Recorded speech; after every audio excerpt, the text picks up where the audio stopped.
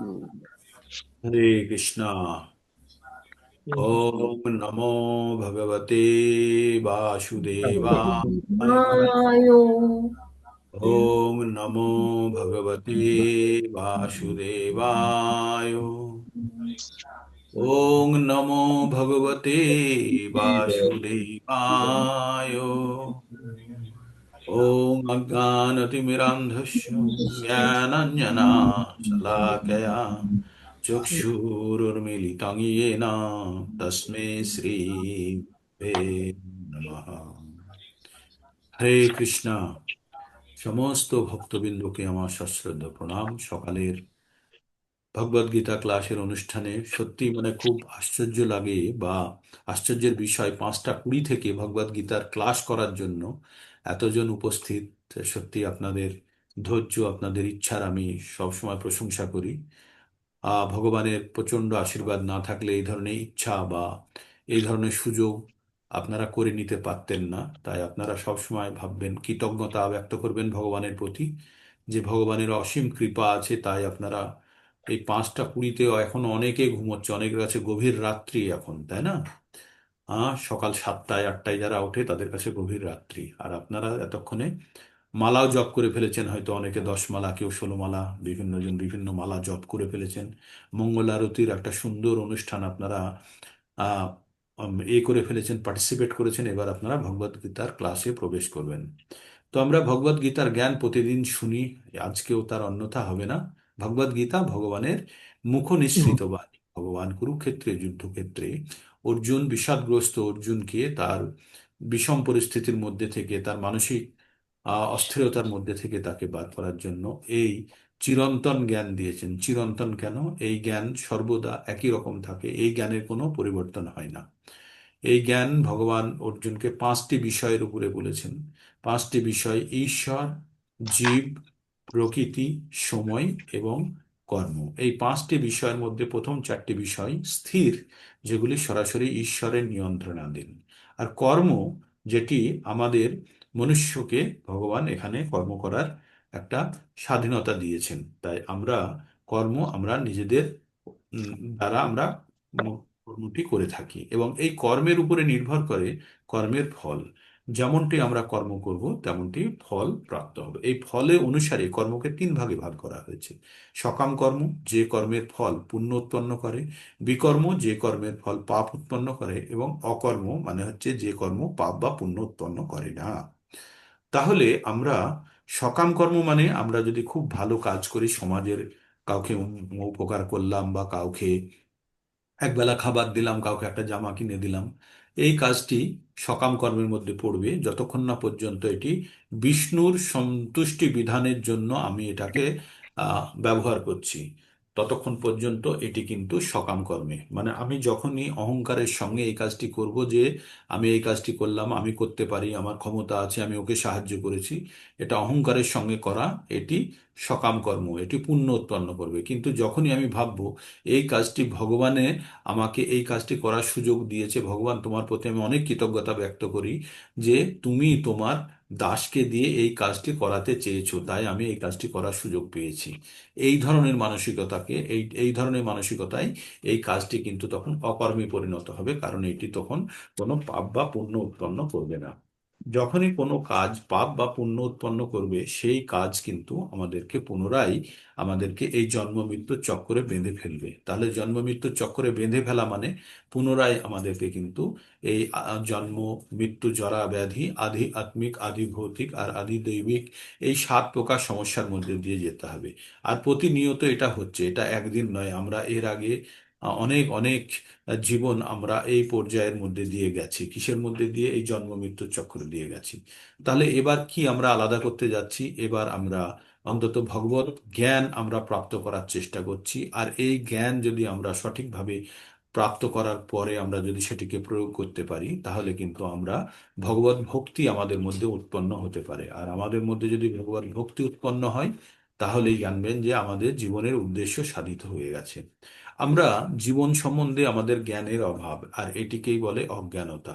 যেহেতু আমরা physics, chemistry, biology, geography, history, political science অনেক বই পড়েছি, কিন্তু আমাদের আত্মা সম্বন্ধে আমাদের কোনো পাঠ্যপুস্তক বা গ্রন্থ আমরা ছোটবেলা থেকে পড়িনি। তাই আত্মা বা ভগবান বা আমাদের দেহের কার্যকলাপ সম্বন্ধে আমরা প্রকৃত জ্ঞান লাভ করতে পারিনি। তাই এখানে ভগবদ গীতার মধ্যে সেই জ্ঞান আমাদেরকে প্রদান করা হচ্ছে, এবং সেই জ্ঞানের মাধ্যমে আমরা এই জ্ঞান চক্ষু দ্বারা আমাদেরকে ভিন্নভাবে দেখার চেষ্টা করছি। আর আমরা এখান থেকে একটি জিনিস খুব সুন্দরভাবে শেখার চেষ্টা করছি, সেটা হচ্ছে আত্মতত্ত্ব। মানে আত্মার তত্ত্ব সম্বন্ধে আমরা যখনই জ্ঞান অর্জন করে ফেলবো, আত্মা কি, আমরা কে, আমরা শুধু কেন আত্মা রূপে প্রকাশিত, আত্মা ছাড়া আত্মার আর কি লাগে শরীর চলতে, আমরা সমস্ত বিষয়ে বিজ্ঞানসম্মতভাবে আমরা কিন্তু পঠন পাঠন করছি, তাই না? তো আমরা ভগবদ গীতাকে তিনটে অংশে ভাগ দেখতে পাই। প্রথম অংশটি হচ্ছে কর্মযোগ। সেখানে অর্জুনের বিষাদ যোগ সম্বন্ধে বলা হয়েছে, আর সাংখ্যযোগ বলা হয়েছে, কর্মযোগ বলা হয়েছে, জ্ঞান যোগ বলা হয়েছে, কর্মসন্ন্যাস যোগ বলা হয়েছে, এবং ধ্যান যোগ সম্বন্ধে বলা হয়েছে। বিভিন্ন বিভিন্ন ধ্যানের প্রক্রিয়া, সমস্ত যোগের কথা বলা হয়েছে। তারপরে আমরা চলে গেছি কোথায়? ভক্তিযোগ। ভক্তিযোগ হচ্ছে আমাদের ভগবদ গীতার মূল অংশ। আর এই ভক্তিযোগের 7 থেকে 14, 12 নম্বর অধ্যায় পর্যন্ত ভক্তিযোগকে রাখা হয়েছে, এবং তারপরে ভক্তিযোগের পরে আমাদেরকে জ্ঞান যোগের মধ্যে নিয়ে গেছে, যেখানে 13 থেকে 18 নম্বর অধ্যায় পর্যন্ত। এবার জ্ঞান যোগের মাধ্যমে ভক্তিযোগে যে আমরা ভক্তি উৎপন্ন করি বা যেটা আছে সেটাকে ধরে রাখার জন্য আরো আমরা ভগবান সম্বন্ধে প্রত্যেক মুহূর্তে জ্ঞান লাভ করছি। এবং আমরা প্রত্যেক 13 নম্বর অধ্যায়ে দেখেছি প্রকৃতি পুরুষ সম্বন্ধে জ্ঞান লাভ করেছি। 14 নম্বরে প্রকৃতির 3টে গুণ সম্বন্ধে জেনেছি, এবং 15 নম্বরে পুরুষোত্তম যোগ, সেখানে আমরা পরম পুরুষ ভগবান সম্বন্ধে কিছুটা হলেও জেনেছি। এই জগৎ সম্বন্ধে জেনেছি, একটা দেহ থেকে আর একটা দেহে কিভাবে দেহান্তরণ হয় আত্মার, সেটা সম্বন্ধে জেনেছি। আর আমরা জ্ঞান চক্ষু দ্বারা কিভাবে এই জ্ঞান লাভ করা যায় সেটি জেনেছি।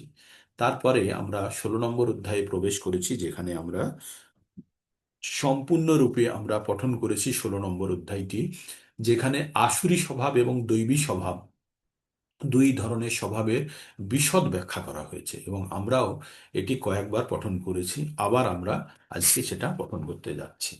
তো আমি মোটামুটি আপনাদের ডিটেলস ব্যাখ্যার জন্য আমরা যাব না, কারণ পুরো অধ্যায়টাকে আমাদেরকে সম্পন্ন করতে হবে। তাই আমরা যেভাবে যাব, একটু স্পিডে যাব, যেখানে বেশি গুরুত্বপূর্ণ সেই জায়গাটা আমরা একটু ধরে আলোচনা করব। এবার আমাদের সমাজকে দুটি ভাগে ভাগ করা হয়েছে। একটি হচ্ছে বর্ণ অনুসারে, আর একটি হচ্ছে আশ্রম অনুসারে। বর্ণ মানে হচ্ছে 4টে বর্ণ। বুদ্ধিমত্তা অনুসারে ভগবান আমাদের সমাজকে 4টে বর্ণে ভাগ করেছে।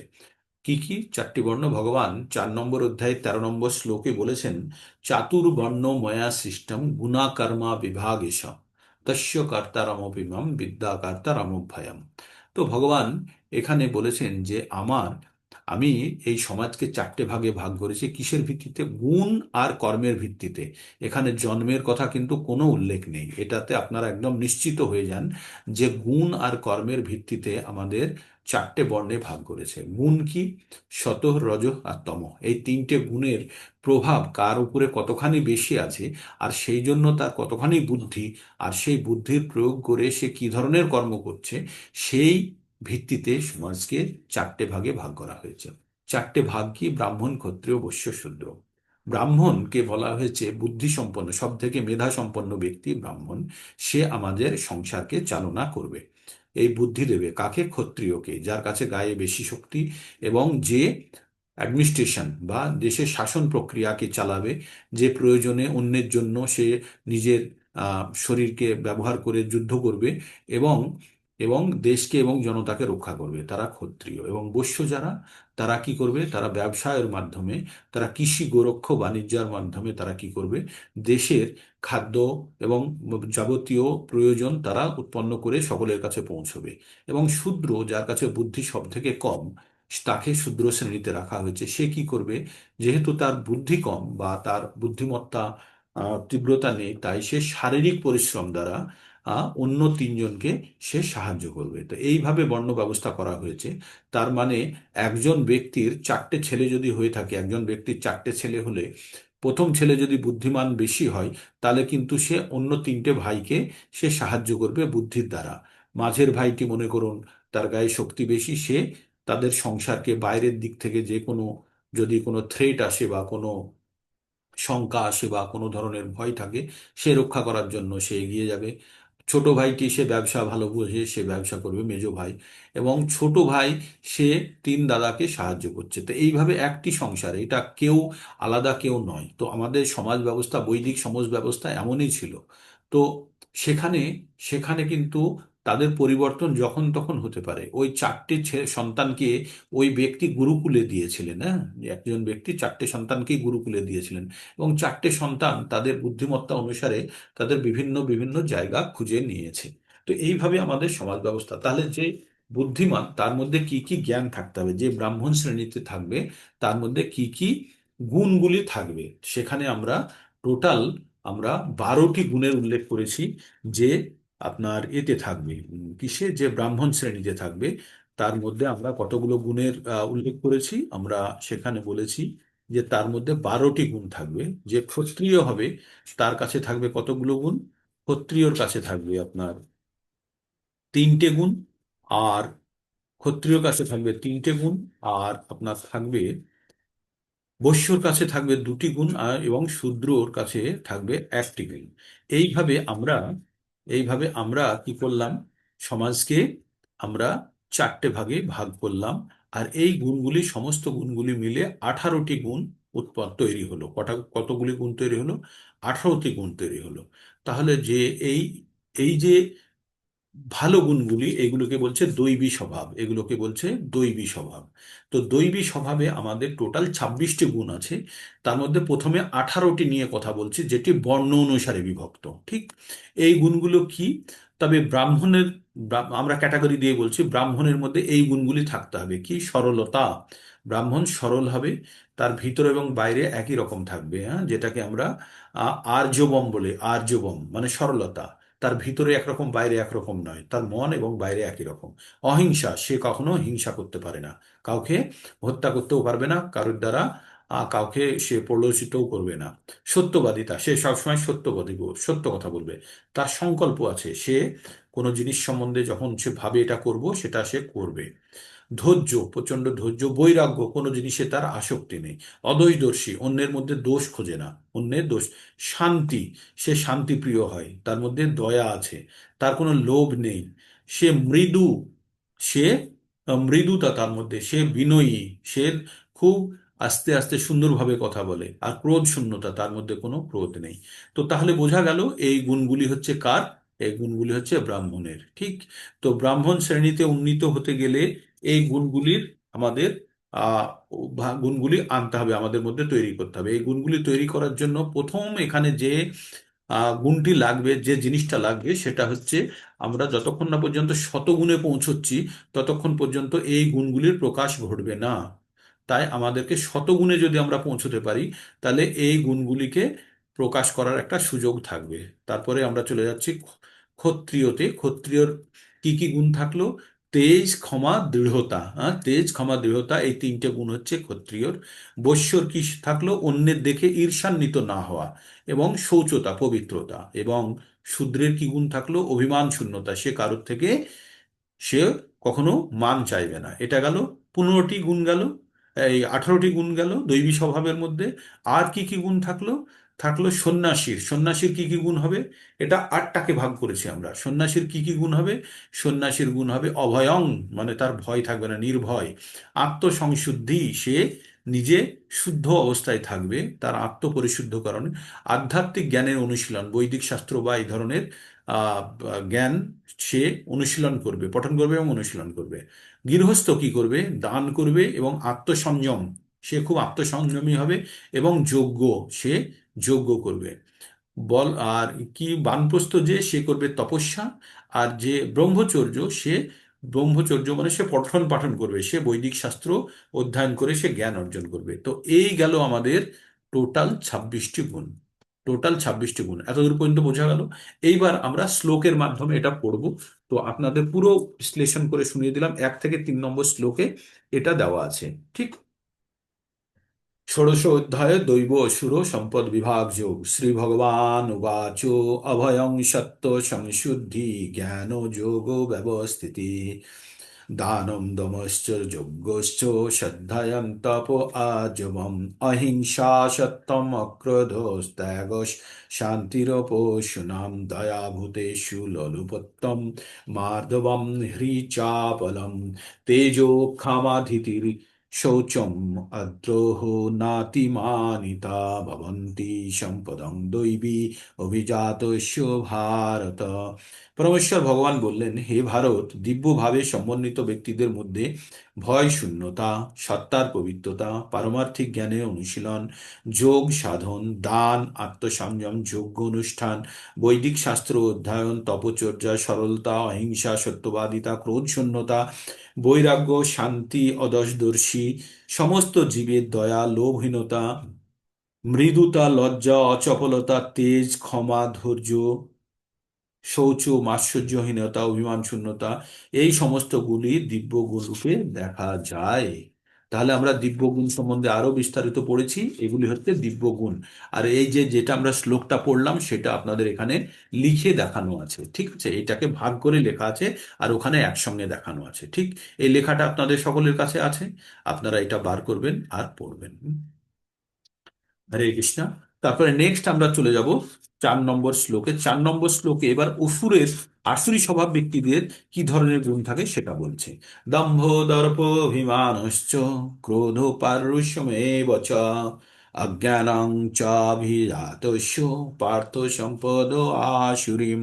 তো ভগবান কি বললেন এখানে? দম্ভ দর্প অভিমান, এই কথাগুলি সব একই রকমের শুনতে লাগে না? দম্ভ দর্প অভিমান ক্রোধ পারুষ্যম, ক্রোধটা আলাদা, ক্রোধ পারুষ্য আবার ক্রোধের সঙ্গে এক, আর অজ্ঞানতা। তার মানে এখানে তিনটে জিনিস বলা হচ্ছে, দম্ভ দর্প আর অভিমান। দম্ভ মানে হচ্ছে যা নেই তার জন্য সেটা মিথ্যে করে দেখানো, দর্প মানে যেটা আছে সেটা বেশি করে দেখানো, আর অভিমান মানে হচ্ছে অন্যের থেকে মান পাওয়ার ইচ্ছা। যে সবাই আমাকে স্যার স্যার বলবে, স্যালুট করবে, সবসময় আমাকে উপরে মাথায় করে নিয়ে ঘুরবে, এইটা আমাদের পাওয়ার ইচ্ছাটাকে বলে অভিমান। আর ক্রোধ মানে হচ্ছে আমাদের রাগ বা যেটা ক্রোধ বলি। আর পারুষ্যম, পারুষ্যমেব মানে যেটা হচ্ছে, পারুষ্য মানে হচ্ছে কঠোরতা, পুরুষ, কঠোর কঠোর ভাব। আর অজ্ঞানতা মানে বুদ্ধির অভাব, ঠিক আছে? তো এই গেল আমাদের অসুরী স্বভাব। আসুরী স্বভাবের মধ্যে আমরা বিস্তারিত আসুরী স্বভাব সম্বন্ধে পড়বো। দৈবী সম্পদ বিমোক্ষায় নিবদ্ধায় আসুরি, নিবদ্ধায় আসুরি মতামাশুচ সম্পদম দৈবীম অভিজাতোষি পাণ্ডব। ভগবান কি বললেন? দৈবী সম্পদ যেগুলো সেগুলি মানুষকে মুক্তি প্রদান করে, তাকে মোক্ষের জন্য নিয়ে যায়। কিন্তু যদি আসুরি স্বভাব হয় তাকে সে বেঁধে ফেলে। কিন্তু অর্জুন, তুমি চিন্তা করো না, তুমি তুমি দৈবী স্বভাব নিয়েই জন্মগ্রহণ করেছো হে পাণ্ডব। অর্জুন, তুমি চিন্তা করো না। তাই ভগবান কি বললেন?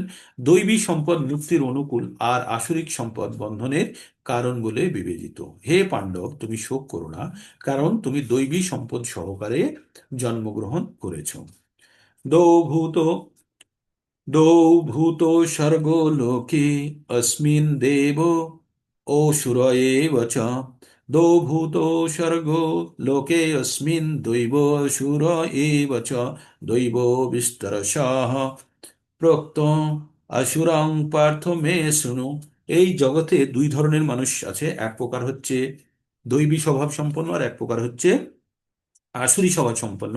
হে পার্থ, তোমার দৈবী সম্পদ সম্বন্ধে আমি বলেছি, এবার তুমি আসুরি বিষয়ে তুমি শোনার চেষ্টা করো। 7 নম্বর অধ্যায় 7 নম্বর শ্লোকে বলছে, প্রবৃত্তিং চ নিবৃত্তিং চ জনানা বিদুরাসুরা না শোচং নাপি চাকারো না সত্যং তেষু বিদ্যতে। যারা আসুরি স্বভাব সম্পন্ন তাদের প্রবৃত্তিং চ নিবৃত্তিং চ, প্রবৃত্তি মানে কোনো জিনিসের দিকে ধাবিত হওয়া, আর নিবৃত্তিং মানে কোনো জিনিস থেকে বিরত হওয়া। তাই বলছে যে প্রবৃত্তি মানে ধর্মিক ধার, মানে ধর্মের অনুষ্ঠানে বা আধ্যাত্মিক অনুষ্ঠানের জন্য কোনো ইচ্ছা নেই কার মধ্যে? আসুরি স্বভাব ব্যক্তির মধ্যে। আর জাগতিক জিনিস সম্বন্ধে বিরক্তিরও কোনো ইচ্ছা নেই, নিবৃত্তি, সেখান থেকেও সে নিবৃত্তি চায় না। যারা না বিদুরা অসুরা, যারা আসুরি সম্পন্ন ব্যক্তি, তারা তারা আধ্যাত্মিক ব্যাপারে তাদের ইচ্ছা নেই বা আসক্তি নেই, আর জাগতিক বিষয়ে তাদের কোনো বিরক্তি নেই, নিবৃত্তি নেই। আর না তারা সদাচার জানে, না যারা সত্য কথা বলে। ঠিক এই ধরনের যারা ব্যক্তি তারা, এই স্বভাবগুলি হচ্ছে আসুরি স্বভাব ব্যক্তিত ব্যক্তি। আসুরিক স্বভাবযুক্ত ব্যক্তিরা ধর্ম বিষয়ে পবিত্র প্রবৃত্ত এবং অধর্ম বিষয়ে নিবৃত্ত হতে জানে না। তাদের মধ্যে শৌচ এবং সদাচার সত্যতা বিদ্যমান থাকে না। তাদের মধ্যে তারা মিথ্যা কথা বলে। অসত্যম অসত্যম অপ্রতিষ্ঠম অসত্যম অপ্রতিষ্ঠম তে জগৎ আহু অনিশ্বরম অপরস্পরম সম্ভূত কিমত কিম নথ কামো হৈতুকম অসত্যম অপ্রতিষ্ঠং তে জগদ্দাহু অশিরম অনিশ্বরম অপরস্পর সম্ভূতং কিমত কিমান্নাত কাম হইতুকাম। তো বললেন যে আসুরি স্বভাবযুক্ত ব্যক্তিরা স্বভাবযুক্ত ব্যক্তিরা বলে এই জগৎ মিথ্যা, অবলম্বনহীন, ঈশ্বর শূন্য এবং পারস্পরিক কামবশত এই জগৎ উৎপন্ন হয়েছে। কাম ছাড়া এই জগতে আর কোনো কিছু কারণ নেই। তো এই পর্যন্ত মানে মোটামুটি আসুরি স্বভাব সম্বন্ধে আমরা বলছি। এবার আসুরি স্বভাব ব্যক্তিদের আরো কি থাকে সেটা এবার আমরা শুনবো। এতাম দৃষ্টিম অবষ্টভ্য নষ্ট আত্মা অল্পবুদ্ধয়া অল্পবুদ্ধয়া প্রভবন্তি উগ্র কর্মান শয়ায় জগত অনহি অহিতা জগত জগত হিতা। তো বললো এই প্রকার সিদ্ধান্ত অবলম্বন করে, কি প্রকার, ওই যে আগে যে এই জগৎ মিথ্যা, এই জগতে সবকিছু কামের কারণে তৈরি হয়, জগতে সত্যি বলে কিছু নেই, আর তারপরেও কিছু নেই, এই ধরনের জ্ঞানকে অবলম্বন করে অল্প বুদ্ধি সম্পন্ন ব্যক্তিরা, অল্প বুদ্ধি আসুরি স্বভাব সম্পন্ন ব্যক্তিরা অজ্ঞানতার মধ্যে থাকে, তাদের বুদ্ধি কম। অল্প বুদ্ধি সম্পন্ন ব্যক্তিরা উগ্র কর্ম, অনিষ্টকারী, অসুরের জগৎ ধ্বংসকারী কার্যে প্রভাব বিস্তার করে। সবসময় মারামারি কাটাকাটি করার মতো প্রবণতা। আপনারা বুঝতেই পারছেন সমাজে কারা আসুরিক স্বভাব নিয়ে জন্মগ্রহণ করেছে, কাদের মধ্যে এই স্বভাবটি বেশি। তাই আসুরি স্বভাব সম্পন্ন বেশি ব্যক্তিরা অল্প বুদ্ধি এবং উগ্র কর্মা হয়। সব সময় মনে হয় এই মারামারি করব, এই লড়াই করব, এই আমার, এই নয়, মানে কোনো বুদ্ধি রাখে না। একজন পিছন থেকে প্ররোচিত করলেই 10 জন ঝাঁপিয়ে পড়ে। হুম। তারপরে ভগবান কি বললেন? বললেন 10 নম্বরে বললেন, কামাশ্রিত দুষ্পুরং দম্ভ মান মদান্বিতাঃ মহৎ মহৎ গৃহীত মহৎ গৃহীতা আস্বাদন গ্রাহন মহৎ গৃহীতা অসৎ অসৎ গ্রাহন প্রবর্তন্তে অশুচি ব্রতাঃ। কি বললেন? কামম কামমাশ্রিতা দুষ্পুরম দম্ভ মানম মদান্বিতাः মহৎ গৃহীতা অসৎ গ্রাহান প্রবর্তন্তে অশোচি ব্রতা। আসুরি ব্যক্তি সম্পন্ন দুষ্পূরণীয় কামকে আশ্রয় করে দম্ভ ও মানের দ্বারা মদমত্ত হয়ে অসুচি কাজে ব্রতী হয় এবং মোহবশত অসৎ বিষয়ে প্রবৃত্ত হয়। আজকের দিনে এই শ্লোকটি যদি আপনি সমাজে আমাদের যারা রাজনৈতিক নেতাদের উপরে যদি লাগিয়ে দেন, 100% কাজ করবে। তারা কি করে? তাদের ব্যক্তিগত ইচ্ছাকে পূরণ করার জন্য তারা কি করে? তাদের মধ্যে দম্ভ যা নেই সেইটি দেখানোর চেষ্টা করে, এবং তাদের সব সময় মান পাওয়ার ইচ্ছে, তাই না? নেতাদের মানের জন্য মদমত্ত, আমার কাছে এই আছে, আমার কাছে ওই আছে, তাতে মত্ত হয়ে অসুচি কাজ করে। তারা যে কাজগুলো করা উচিত নয় সেই সব কাজে ব্রতী হয় এবং মহাবশত অসৎ বিষয়ে, এবং তারা আরো এই ধরনের জিনিস পাওয়ার জন্য তারা এই সমস্ত বিষয়ে প্রবৃত্ত হয়। এগুলো কাদের গুণ? এগুলো আসুরি স্বভাবের ব্যক্তিদের গুণ। তাহলে আসুরি স্বভাবের ব্যক্তিদের গুণ সম্বন্ধে আমরা জানতে পাচ্ছি যে তারা তারা কি করে? তারা সবসময় দম্ভ, তাদের অহংকার, তারা মদমত্ত, তারা সবসময় অহংকারে পুষ্ট। তারা চায় সকলে তাকে সবসময় দাদা দাদা করে, দিদি দিদি করে মাথায় তুলে রাখুক, তাই না? এবং আর তারা সবসময় অপবিত্র কাজ করে। ভালো ভালো কাজ তো করেই না, মন্দ কাজই বেশি করে তারা। হ্যাঁ। এইবার যারা আসুরি স্বভাবযুক্ত ব্যক্তি তাদের জীবদ্দশা কেমন কাটে, শেষ পর্যন্ত তারা কি করে?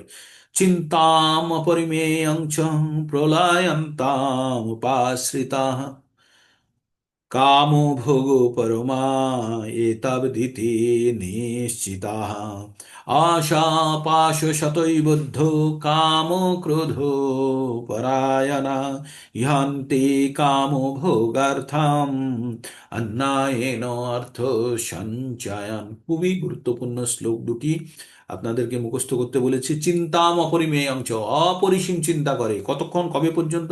প্রলয়ান্তম, প্রলয় মানে হচ্ছে মৃত্যু পর্যন্ত, প্রলয়ান্তম উপাশ্রিতা মানে সে মৃত্যু পর্যন্ত সে ইন্দ্রিয় ভোগ করার চেষ্টা করে। কে? যারা আসুরি স্বভাব ব্যক্তি, তারা ভাবে অপরিসীম দুশ্চিন্তায়, আমার এই আছে, আমার ওই আছে, আমার এই চলে গেল, ওই চলে গেল। প্রত্যেকটা মুহূর্তে তাদের মাথার মধ্যে থাকে কি করে সেই ইন্দ্রিয় তৃপ্তি ভোগ করবে, এই ভালো খাবো, ভালো পরবো, ভালো জিনিস দেখবো, ভালো সঙ্গ করব, এইগুলো সব সময় কাদের মধ্যে আছে? আসুরি স্বভাব ব্যক্তিদের মধ্যে আছে। হ্যাঁ, আর এই আসুরি স্বভাব ব্যক্তিরা এই রকম কাম আর ইচ্ছাকে ভোগ করার জন্য তারা কি করে? আশা পাশে সতর্কবদ্ধ, হাজার হাজার জালে তারা বাঁধা পড়ে যায়। কিসের জালে? আশার জালে তারা বাঁধা পড়ে যায়। আর ইহান্তে কাম ও ভোগ আর্থান, আর এইভাবে তারা কাম আর ইচ্ছাকে ভোগ করার জন্য তারা কি করে? অন্যায় উপায়েও তারা অর্থ সঞ্চয় করে।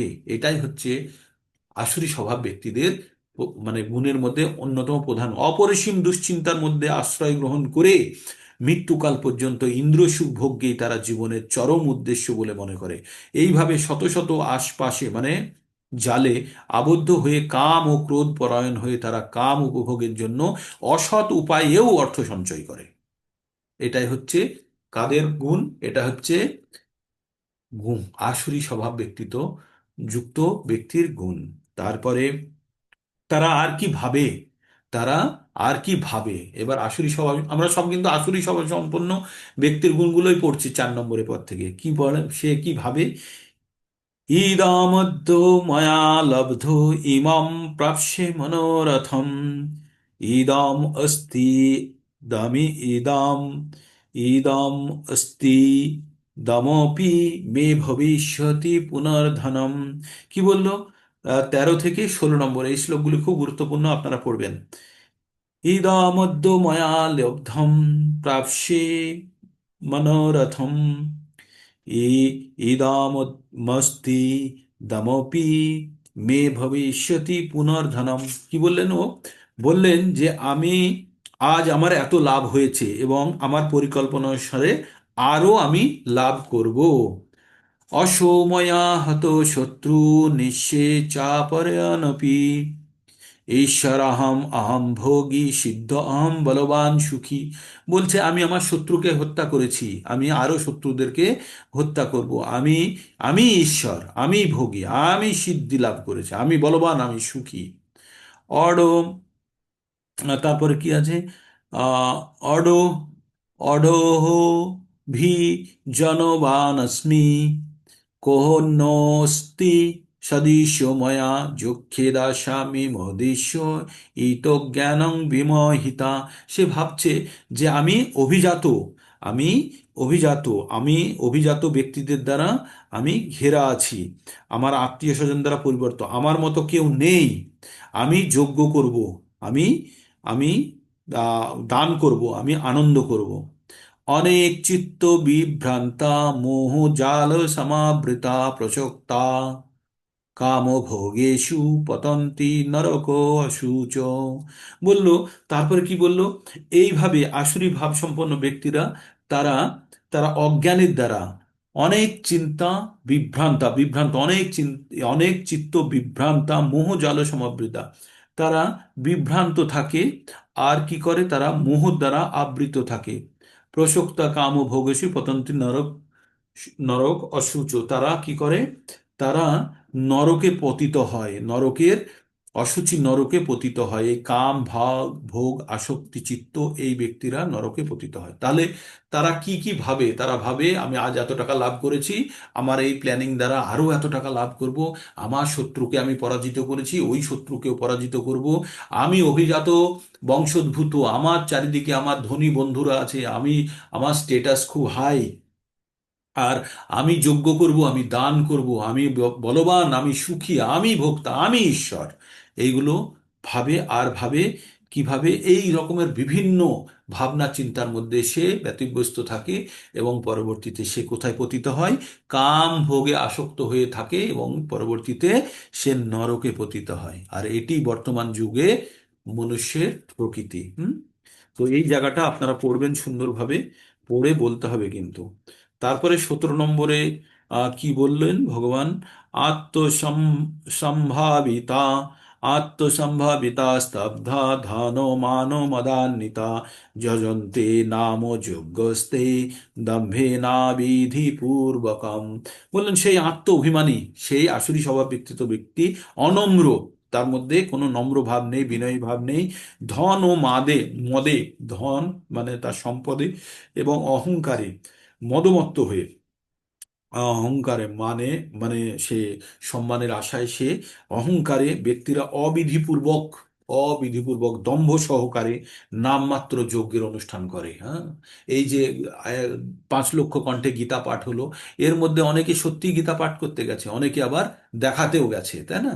তো এই যে দম্ভ, ভক্তির মধ্যে দম্ভ থাকবে না, ভক্তির মধ্যে অহংকার থাকবে না, ভক্তির মধ্যে ভক্তির মধ্যে অভিমান থাকবে না, ভক্তি থাকবে নম্র ভদ্র, আহ, তারা থাকবে।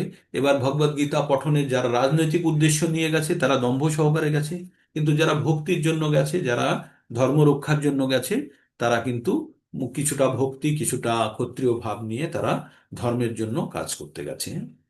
এইবার ভগবান কি বলছেন? ভগবান বলছেন অহংকার বলং দর্পং কামং ক্রোধং চ সংশ্রিতাঃ মামত্ব পরদেশেষু প্রসি প্রাদৃশ্যন্তঃ ভাষ্যকা। কি বললেন? বললেন প্রদিশ্যন্ত অভিসূয়কা। অভিসূয়কা মানে হচ্ছে যে আহ, অভিসূয়কা অন্যদের, সাধু সন্তদের একটু দোষগুণ দেখা বা দোষ দেওয়া। কি বলছে? অহংকার বল, অহংকার বল দর্প কাম ক্রোধে সংশ্রিত হয়ে মানে আশ্রয় করে আসুররা কি করে? নিজের দেহে, আমাদের প্রত্যেকের দেহে আমাদের কি আছে? পরমাত্মা আছে। পরমাত্মাকে এবং অন্যের দেহে অবস্থিত পরমাত্মাকে, পরমাত্মাকে দেশ করে। দেশ করে মানে একটু ঈর্ষা করে, হিংসা করে, হ্যাঁ, তাকে ভিন্ন চোখে দেখে এবং সাধুদের গুণেতে দোষারোপ করে। তারা ভাবে আর সাধু টাধু কি করে, আমি সব কিছু করছি। এই যেমন পার্টির লোকেরা কিছুরা ওখানে গেল, গিয়ে কিছু বললো, এরা আমার ডাকে এসছে, এরা আমার, ওরা কি আর এমনি এসছে, ওদেরকে ভক্তি আমি ঠেলে নিয়ে এসেছি, মানে এইরকম যখন মানসিকতা হবে, আমরা ঠেলে কাউকে কোথাও নিয়ে যেতে পারি না, তার যদি ইচ্ছা না থাকে, তাই না? তো এইভাবে, এইভাবে কে কি করে? আসুরি স্বভাব ব্যক্তিরা অন্যদের দোষারোপ করে আর নিজের দেহে এবং অন্যের দেহে অবস্থিত পরমাত্মাকে তাই সে ক্ষতি করার চেষ্টা করে। এবার 19 নম্বরে এই সেই ব্যক্তিদের এবার কি দশা হয়?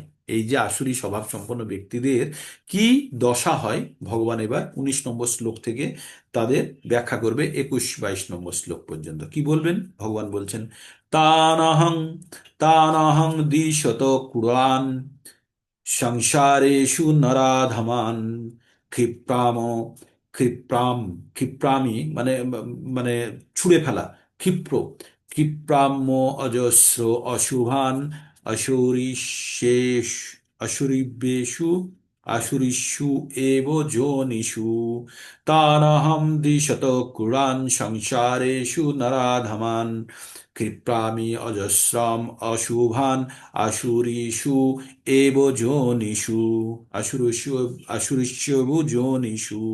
সেই বিদ্বেষী ক্রূর নরাধমদের আমি এই সংসারে অশুভ আসুরি জনিতে অবিরত নিক্ষেপ করি। অবিরত মানে বারবার তারা ওই আসুরি জনিতেই জন্মাবে। কারা?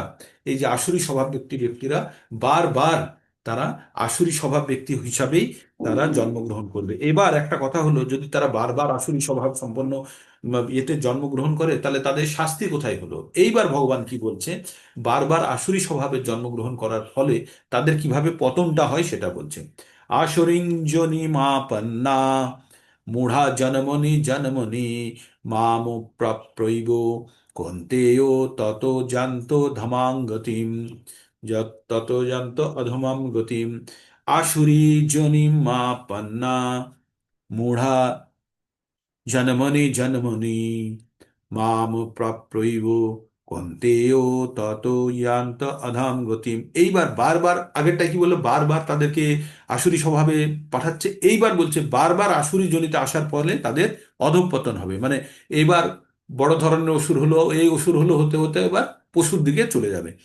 হে কুন্তী, ও জন্মে জন্মে অসুরজনিত প্রাপ্ত হয়ে সেই মূঢ় ব্যক্তিরা ভগবানকে লাভ করতে পারে না, ক্রমান্বয়ে তারা আরো অধম গতি প্রাপ্ত হয়। তাহলে বারবার তাদেরকে নরকে ফেলতে ফেলতে তারপরে তারা পশুজনিতে চলে যাবে। একবার পশুজনিতে গেলে সেই আসুরি স্বভাব সম্পন্ন ব্যক্তিরা কি করবে, 84 লক্ষ প্রজাতি ঘুরে আবার মনুষ্য জীবনে আসার কম, মানে বিবর্তনের মাধ্যমে মনুষ্য জীবনে আসবে।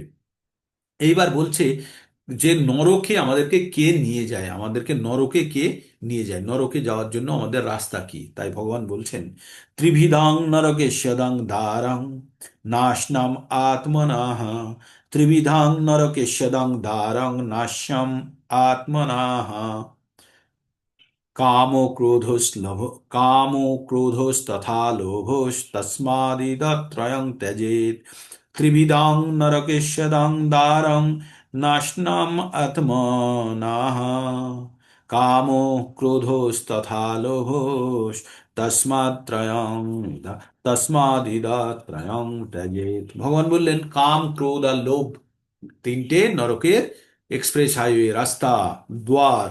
আর এটি আত্মাকে অধোগতি করায়, তাই এদের তৎক্ষণাৎ পরিত্যাগ করবে, পরিত্যাগ করা উচিত, পরিত্যাগ করবে। এবার ভগবান কি বললেন, এবেই বিমুক্ত কন্তেয় তমোদারয়িত নির্ভীর ত্রিভির্নর আচরত আত্মন শ্রেয়স্তত্তো यान्ति याति परां गतिम। এবি বিমুক্ত কন্তেয় তমোদারৈ ত্রিভির্নর আচরত আত্মনা শ্রেয়তস্তো ইয়াতি পরাম গতিম। হে কন্তীয়, এই 3 প্রকার তমোদার থেকে মুক্ত হয়ে যে মানুষ আত্মার শ্রেয় আচরণ করে তিনি অনন্তরণ পরাগতি লাভ করেন। এই 3টে দাগ থেকে বেরোতে হবে। কোথায় থেকে? কাম, ক্রোধ আর লোভ।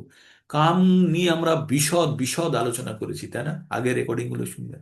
তাই কাম আমাদের হচ্ছে প্রধান শত্রু, আমরা সব জায়গাতে জেনেছি। কাম থেকে লোভ, লোভ থেকে ক্রোধ, আর কাম, ক্রোধ, লোভ হচ্ছে 3টে এক্সপ্রেস হাইওয়ে টুয়ার্ডস নরক, নরকের দিকে এক্সপ্রেস হাইওয়ে।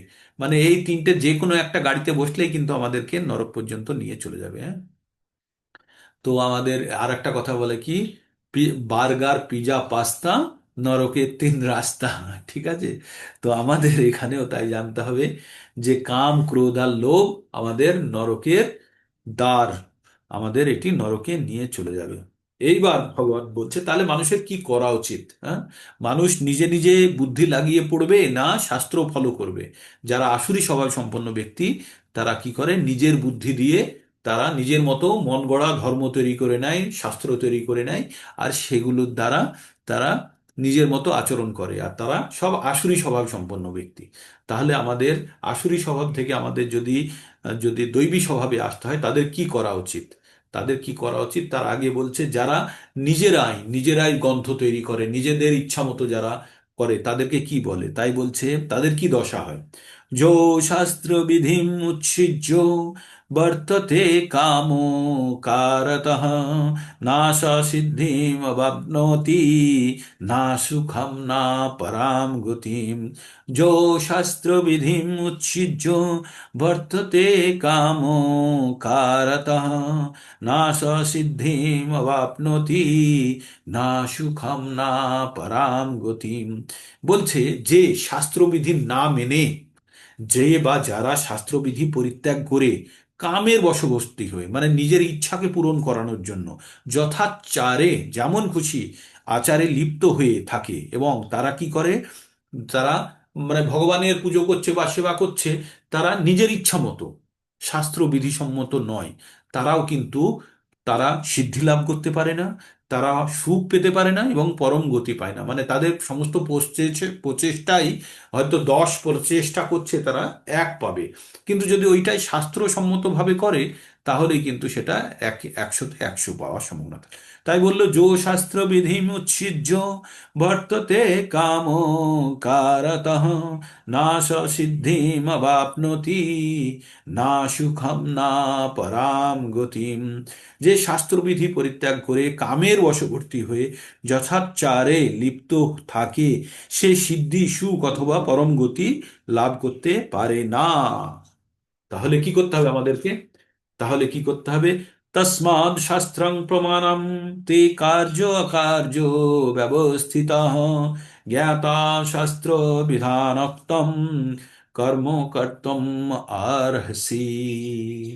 তসমাদ শাস্ত্রং প্রমাণং তে কার্য অকার্য ব্যবস্থিত জ্ঞাতা শাস্ত্র বিধানোক্তম কর্ম কর্তুম আর্হসি। তাই ভগবান বললেন, অতএব কর্তব্য এবং অকর্তব্য সম্পর্কে শাস্ত্রই তোমার প্রমাণ। শাস্ত্র অনুযায়ী তোমাকে কোনটি কর্তব্য আর অকর্তব্য খুঁজে বার করতে হবে। শাস্ত্র বিধানে কথিত কর্ম সম্বন্ধে জেনে তুমি সেই কর্ম সম্পাদন করতে যোগ্য হও। তাহলে শাস্ত্রের জ্ঞান আমাদের গ্রহণ করা খুবই প্রয়োজন। এইভাবে আমাদের দৈবী আসরিক প্রকৃতি গুণ পরিচায়ক বিষয়ক দৈবী অসুর সম্পদ বিভাগ যোগ নামক শ্রীমৎ ভগবদ গীতার ষোড়শ অধ্যায়ের ভক্তি বেদান্ত তাৎপর্য সমাপ্ত হলো। হরে কৃষ্ণ কৃষ্ণ কৃষ্ণ হরে হরে, হরে রাম রাম রাম হরে। ডট 6টা বাজছে এখন, হ্যাঁ। তো আমাদের 16 নম্বর অধ্যায় শেষ। এবার আপনাদের এই 16 নম্বর অধ্যায় খুব ভালোভাবে জানতে হবে, কারণ প্রত্যেকবার আমরা আয়না দেখছি আমাদের নিজেদেরকেই, কিন্তু আমরা এই জ্ঞানের মাধ্যমে আমরা দেখতে পাচ্ছি। তাই কোন কোন জ্ঞানগুলো আমাদের অর্জন করতে হবে আর কোন কোন জায়গাগুলো আমাদেরকে বর্জন করতে হবে সেটা বিশদভাবে ব্যাখ্যা করেছি, করা আছে গ্রন্থে। আপনারা শুনেছেন, আপনারা বুঝেছেন, আরো বুঝতে হবে। এবং আমাদের মধ্যে ওই গুণগুলি আনতে হবে যেগুলি দৈবী স্বভাব, সেই গুণগুলি আমাদের মধ্যে সম্পূর্ণভাবে আনতে হবে। আর আমাদেরকে বিরত থাকতে হবে কোথায় থেকে? আসুরি স্বভাব থেকে। ঠিক। এবার আপনাদের যার যার প্রশ্ন আছে এখানে প্রশ্ন করতে পারেন। ক্যামেরা অন করুন, একটা অ্যাটেন্ডেন্স হয়ে যাক। আর আপনাদের যে যে জায়গাটা বুঝতে পারলেন না বা যে জায়গাটা বুঝলেন ভালো লাগলো, আপনাদের মতামত ব্যক্ত করতে পারেন। আনমিউট করে কথা বলার জন্য সকলের কাছে অ্যাক্সেস আছে। হুম, বলুন। একটা প্রশ্ন ছিল প্রভুজি, যে ও তো আপনি ক্লিয়ার করেই দিয়েছেন। প্রশ্নটা এটা ছিল যে আসরিক ব্যক্তিরা যদি বারবার তারা এই মানে এই পুরী এখানে জীবনে আসে। হুম। এখানে এসে তারা যদি ভোগই করতে থাকে হ্যাঁ। বারবার, তাহলে ক্ষতি কি? কিন্তু আপনি তো বলে দিয়েছেন পরে এইভাবে করতে করতে তারা আবার পশুজনিতে চলে যায়। এইটাই হ্যাঁ, হচ্ছে। স্পাইরাল বলে একটা কথা আছে। স্পাইরাল, স্পাইরাল মানে আমরা জানি না, এইরকম একটা বড় বৃত্ত, এই বৃত্তটা ছোট হতে হতে হতে হতে হতে শামুকের মতো, হ্যাঁ, শামুকের বাইরেটা বড়, তারপরে কমতে কমতে কমতে কমতে কমতে কমতে গিয়ে একটা বিন্দুতে পরিণত হয়। তাহলে বড় অসুর থেকে অসুর, অসুর হতে হতে পতিত হতে হতে হতে পশুজনিতে চলে যাবে। আর পশুজনিতে যাওয়া মানে সেই পুরো চক্কর, হ্যাঁ, 84 লাখের। তো এইভাবে তাদের পতন হয়। তো আমাদের মধ্যে যে আসুরি স্বভাবগুলো আছে সেগুলোকে দমন করতে হবে আমাদেরকে, তাই না?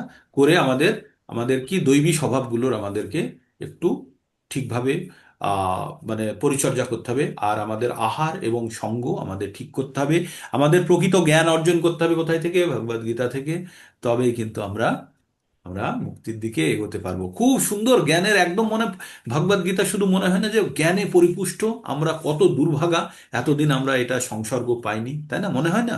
কাদের কাদের মনে হয় যে এটি জ্ঞানে পরিপূর্ণ আর আমাদের দুর্ভাগ্য, আমরা এই জ্ঞান আমরা অর্জন করা থেকে বঞ্চিত ছিলাম? মনে হচ্ছে না? অন্যের পুরে রাগ হয় না আপনাদের যে আমাদেরকে কেন বলেনি, এই জ্ঞান থেকে আমাদের কেন দূরে রেখেছে? অবশ্যই হওয়া উচিত। আমরা এই জ্ঞান থেকে কেন বঞ্চিত, কেন আমাদের ছোটবেলা থেকে আমাদেরকে এগুলো পড়ানো হয়নি বা আমাদেরকে বোঝানো হয়নি? বলুন প্রভু, আনমিউট করে বলুন। হরে কৃষ্ণ হরে কৃষ্ণ। প্রভুজি। বলুন মাতাজি, বলুন। আমার মনে হয় পড়তে পড়তে অনেক সমস্যার সমাধানও হয়ে যাচ্ছে, হয়ে যাবে না? হ্যাঁ, ব্যাস ব্যাস ব্যাস। অনেক সমস্যার সমাধান হচ্ছে। হ্যাঁ হচ্ছে তো। প্রভুজি, পড়তেই পারতাম না, এখন পারি। আগে তো সংস্কৃত প্রথম প্রথম ক্লাস প্রভুজি পড়তামই না। আমি হ্যাঁ, বাংলা ক্লাস শুনতাম, কিন্তু ওই বাড়ির কাজের জন্য চট করে বাংলাটা পড়েই পুজো করে বাংলাটা পড়েই রেখে দিতাম। কিন্তু হ্যাঁ, এখন আর বাংলা পড়ি না, এখন সংস্কৃতটাই পড়ি, ভালোও লাগে, কারণ অনেকটাই হ্যাঁ। বুঝেছি তো। সংস্কৃতটাও পড়ুন, বাংলাটাও পড়ুন। বাংলাটা হচ্ছে আত্মীকরণের জন্য, সংস্কৃতটা হচ্ছে ওই কথাটির একটা নির্দিষ্ট কম্পাঙ্ক আছে সেটি উৎপন্ন করার জন্য। ঠিক, খুব সুন্দর। এখন ঠিক প্রতিদিন আছে আপনার। সংস্কৃতটাই পড়ি, পড়ে বাংলা। হ্যাঁ, ঠিক আছে, আস্তে আস্তে এগোতে হবে, আস্তে আস্তে এগোতে। বলুন প্রভু, আপনি হ্যান্ড রেজ করেছিলেন। অসিত প্রভু হ্যান্ড রেজ করেছিলেন, আপনি কিছু বলবেন? হরে কৃষ্ণ বাবু, ওই যে আপনি বলছিলেন না যে অনেক রকম প্রশ্ন থাকে মনে মনে, আপনি হ্যাঁ, যেভাবে ব্যাখ্যা করছেন, করতে করতেই তার প্রশ্নের উত্তর পাওয়া যাচ্ছে। হ্যাঁ, আর আমরা প্রথমে দু লাইন করেই সংস্কৃতেই বাংলাটা পড়তাম, তাৎপর্য পড়তাম না। আর এর হ্যাঁ, ভিতরে যে এত কিছু আছে তাৎপর্য, এই সকালের এতে পড়ার পরই বুঝতে পারছি আর কি। এত হ্যাঁ। সুন্দর জিনিস তাৎপর্যগুলো বললেন অত্যন্ত। আগে, কথাটা ঠিকই, আফসোস হয় হ্যাঁ, আগে আমরা অনেক আগে কি জানলে। ভাবতাম, ভগবত গীতা পড়া পুণ্যের কাজ, হ্যাঁ না, তাই ভাবতাম না? কিন্তু এখন ভাবছি পুণ্য নয়, তার থেকে বড় কিছু হয়, তাই না? এই জ্ঞান প্রকৃত অর্থে ওই যে দুই লাইন পড়ে যে আপনাকে আবছা জ্ঞান দিত, এখন আপনাকে স্পষ্ট জ্ঞান দিচ্ছে ভিতরে ব্যাখ্যার পরে। এটি হচ্ছে ভগবত গীতার প্রকৃত জ্ঞান। আর এটা যারা না বুঝে পড়ে তারা স্বর্গ লাভ করে। শুনুন, ভগবত গীতা আমরা পরে জানবো, এই কথাগুলো 18 নম্বর অধ্যায়ে আপনাদেরকে বলবো। যারা ভগবত গীতা না বুঝে পড়ে তারা স্বর্গ লাভ করে। তাহলে যারা বুঝে পড়ে তারা কি হয়? তারা মুক্তি লাভ করে। দেবলোক। মুক্তি লাভ।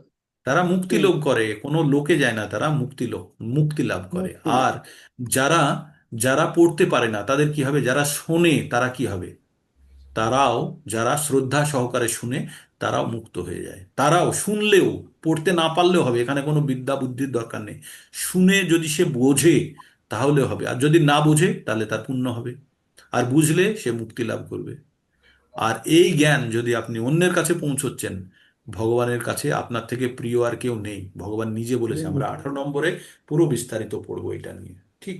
তো এই জ্ঞান অত্যন্ত পবিত্র, অত্যন্ত অত্যন্ত সূক্ষ্ম এবং অত্যন্ত নিখুঁত। এর মধ্যে কোনো ধরনের ইম্পিউরিটি নেই। তাই অত্যন্ত ভাগ্যবান ব্যক্তিদের কাছে এই জ্ঞান এসে পৌঁছায়। অভাগারা কখনো এই জ্ঞান নিতে পারবে না, তারা বঞ্চিত থেকে যাবে। তাদের মধ্যে ভগবান সেই দয়া দেয়নি, তাদেরকে দয়া দেয়নি।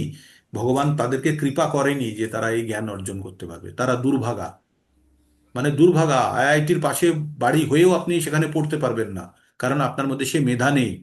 তাই না? যদি না থাকে তাহলে সে রিক্সাই চালাবে, কিন্তু দূর থেকে এসে কেউ ওই রিক্সাতে বসে আইআইটিতে গিয়ে পড়াশোনা করবে। তাই না?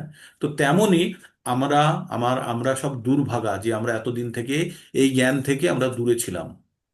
তাই যারা এই জ্ঞানের কাছে থেকেও জ্ঞান লাভ করতে পারছে না তারা অত্যন্ত দুর্ভাগা, অত্যন্ত দুর্ভাগা। তাই আপনারা অত্যন্ত সৌভাগ্যবান ব্যক্তি যারা এই জ্ঞান অর্জনের সুযোগ পেয়েছেন বা আপনাদের ইচ্ছা জাগ্রত হয়েছে। অত্যন্ত অত্যন্ত অত্যন্ত সৌভাগ্যবান। এই জ্ঞানের পরিপূর্ণভাবে ব্যবহার করুন এবং নিজের আধ্যাত্মিক উন্নতি করুন। তাই না? আর কিছু কারো বলার আছে? এখানে শেষ করি, আমরা অনেকটা হয়ে গেছে। অ্যাটেন্ডেন্স নিয়ে নিই। হরে কৃষ্ণ কৃষ্ণ কৃষ্ণ হরে হরে, হরে রাম রাম রাম। সংখ্যা কিন্তু মানে বাড়লো না। শীতে কি সবাই কি বিছানার মধ্যে আনন্দ নিচ্ছে? কিন্তু এই আনন্দ আর বিছানার আনন্দের মধ্যে পার্থক্য নেই। আপনাদেরকে মনে হয় না যে এই আনন্দ আপনাদেরকে টেনে তুলে আনে? এই জ্ঞান থেকে বঞ্চিত হওয়া মানে আমাদের কোনো বিছানার আনন্দই আমাদেরকে দিতে পারবে না। হ্যাঁ, দিতে হ্যালো পারবে? বলুন মাতাজি। প্রভুজি, হরে কৃষ্ণ প্রভুজি। বলুন মাতাজি, বলুন। এই ভোরে এই এত ঠান্ডা জলেই কন্টিনিউ স্নান করে বসি, কিচ্ছু হয় না। সাহস, সাহস মানে কিছু হয় না তাই বলে আবার ভাববেন না যে জ্বর জ্বালা হবে না। আপনাকে ভগবান কি বাঁচাচ্ছে, হয় না? ভগবান অবশ্যই তার ভক্তদের রক্ষা করেন। তবে সাবধানে একটু যদি গরম করতে পারেন ভালো, বা একটু সাবধানে গরম কাপড় জড়িয়ে থাকবেন। রিস্ক নিতে গিয়ে আবার সর্দি অসুখ আমি হয়ে গেলে ঠান্ডা আবার। জলেই স্নান করে নি, কিছু অসুবিধা হয় না। ঠিক ঠিক, ভালো যদি অভ্যাস হয়ে গিয়ে থাকে ভালো। আর দিলীপ প্রভু তাড়াতাড়ি ঠিক হয়ে উঠুন। অশোক সাহা প্রভু তাড়াতাড়ি ঠিক হয়ে উঠুন। আজ নূপুর মাতাজি জয়েন করেনি, তিনিও মানে অসুস্থ বা অ্যাক্সিডেন্ট করেছেন তারা, তো সকলেই ঠিক হয়ে উঠুন তাড়াতাড়ি, আবার সক্রিয় হয়ে। আর আমরা জগনেশ্বর প্রভুজিকে দেখছি, প্রভুজি হসপিটাল অনেকদিন ঘুরেছে, ঘুরে এখন মোটামুটি সুস্থ আছে, তবুও এই শরীর নিয়েই তিনি যুক্ত হচ্ছেন। করুন সবাই ভগবত ভক্তি করুন। হরে কৃষ্ণ। আর কারো কিছু বলার আছে? না হলে বন্ধ করি। এই হরে কৃষ্ণ হরে কৃষ্ণ। হ্যাঁ বলুন দিলীপ প্রভু। কিছু বলবেন? না, কিছুটা মধ্যে ঠিক আছে প্রভু, হবে, এখনো সময় লাগবে। হ্যাঁ, ঠিক আছে, ঠিক আছে, ভগবানের কৃপা আছে, ঠিক হয়ে যাবে। মাঝে মাঝে ধাক্কা দিয়ে তার ভক্তদেরকে পরীক্ষা করে কতখানি ভক্তির দিকে শক্তিশালী। এই যে কষ্ট পেয়ে সঙ্গে সঙ্গে অনেকে ছেড়ে দেয় না, সেইটা চেক করে নেয় যে এর মধ্যে সেই তৈরি হয়েছে কিনা। হ্যাঁ, হরে কৃষ্ণা।